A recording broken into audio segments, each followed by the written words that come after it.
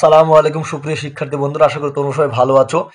রাজশাহী বিশ্ববিদ্যালয় কিন্তু ইতিমধ্যে তাদের ভর্তি সার্কুলার 2025 প্রকাশ করে দিয়েছে। তো আজকে আমরা কথা বলবো রাজশাহী বিশ্ববিদ্যালয় নিয়ে। তো তার আগে বলে রাখি, এখনো যারা ভাইয়ের চ্যানেলটি এডুকেশন উইথ সাগর চ্যানেলটি সাবস্ক্রাইব করেনি, সবার আগে কিন্তু বিশ্ববিদ্যালয় ভর্তি তথ্য পেতে সাবস্ক্রাইব করে পাশে থাকো। তো দেখো, রাজশাহী বিশ্ববিদ্যালয়ের কিন্তু তোমার দুইটা ভাগে কিন্তু আবেদনটি হবে। একটা হচ্ছে প্রাথমিক আবেদন, এরপর একটা হচ্ছে চূড়ান্ত আবেদন। তো প্রাথমিক আবেদনটি কিন্তু 5ই জানুয়ারি থেকে এখানে 16ই জানুয়ারি পর্যন্ত চলবে। এখানে 20 দেওয়া আছে, একটা ভুল, একটু কারেকশন করে নেবা। তো প্রাথমিক আবেদনটি 5ই জানুয়ারি থেকে 16ই জানুয়ারি পর্যন্ত চলবে এবং প্রাথমিক আবেদনের জন্য কিন্তু 55 টাকা করে লাগবে এবং তোমরা কিন্তু এই 55 টাকা দিয়ে তোমরা 3 ইউনিটে পরীক্ষা করতে পরীক্ষার অ্যাপ্লাইটি করতে পারো। তোমরা জানো যে রাজশাহী বিশ্ববিদ্যালয়ে এ, বি এবং সি 3টা ইউনিটে কিন্তু এবার ভর্তি পরীক্ষাটা অনুষ্ঠিত হবে।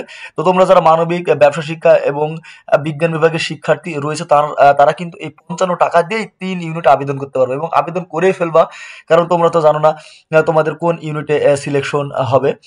এবার চূড়ান্ত আবেদন 20ই জানুয়ারি থেকে 20ই ফেব্রুয়ারি, এই 1 মাস ধরে চূড়ান্ত আবেদনটি চলবে। তাহলে প্রাথমিক আবেদনটি 5ই জানুয়ারি থেকে 16ই জানুয়ারি এবং তারপর তোমাদের রেজাল্ট দিবে যে তোমরা চূড়ান্ত আবেদনের জন্য কারা কারা সিলেক্টেড হয়েছো। এরপরে কিন্তু চূড়ান্ত আবেদনটি 20ই জানুয়ারি থেকে 20ই ফেব্রুয়ারি অনুষ্ঠিত হবে।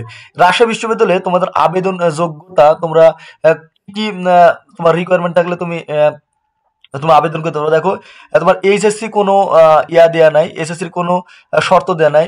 তুমি এসএসসি 2019, 20, 21, 22 হতে পারো, কিন্তু এইচএসসি তোমাকে 23 এবং 24 হতে হবে। তাহলে এইচএসসি হতে হবে তোমাকে 2023 এবং 24 এবং এইচএসসি তুমি যে কোনো সালে পরীক্ষা দিতে পারবো। 2019 থেকে শুরু হবে 2022 পর্যন্ত। জিপিএ যোগ্যতা, কতটুকু জিপিএ থাকলে তুমি রাজশাহী বিশ্ববিদ্যালয়ে আবেদন করতে পারো। দেখো, সি ইউনিট রয়েছে বিজ্ঞান বিভাগের জন্য। তো সি ইউনিটের জিপিএ, দেখো সি ইউনিটে কিন্তু তোমার আছে এসএসসি এবং এইচএসসি, তোমাকে সর্বনিম্ন জিপিএ 3.5 করে 8 থাকা লাগবে।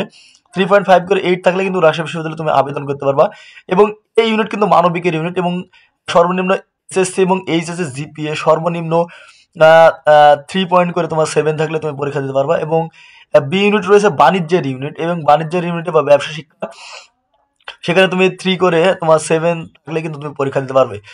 দেখলাম যে জিপিএ এ, বি এবং সি, এখানে খালি যারা বিজ্ঞান বিভাগের শিক্ষার্থী রয়েছে তাদের জন্য খালি 8 লাগবে এবং মানবিক এবং বাণিজ্য বিভাগের শিক্ষার্থীদের জন্য 7 করে থাকলে কিন্তু তারা রাজশাহী বিশ্ববিদ্যালয়ে আবেদন করতে পারবে। এরপরে দেখলো, আমরা তো জানি যে মোট 3টি ইউনিটের পরীক্ষা হবে, এ, বি এবং সি ইউনিট, এবং রাজশাহী বিশ্ববিদ্যালয় কিন্তু সেকেন্ড টাইম আছে। তোমরা প্রত্যেকবার রাজশাহী বিশ্ববিদ্যালয়ের সেকেন্ড টাইম থাকে, সেবার না এবারও আছে।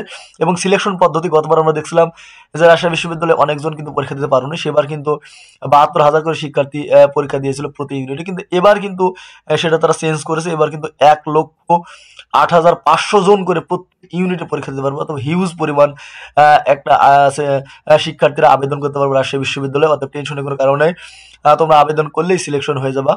তো একটু টাফ হচ্ছে সি ইউনিটের জন্য। সি ইউনিটে যেহেতু তোমার জিপিএ 8 দিয়েছে, এএসএস এবং এইচএসসি করে 4 করে 8 লাগবে।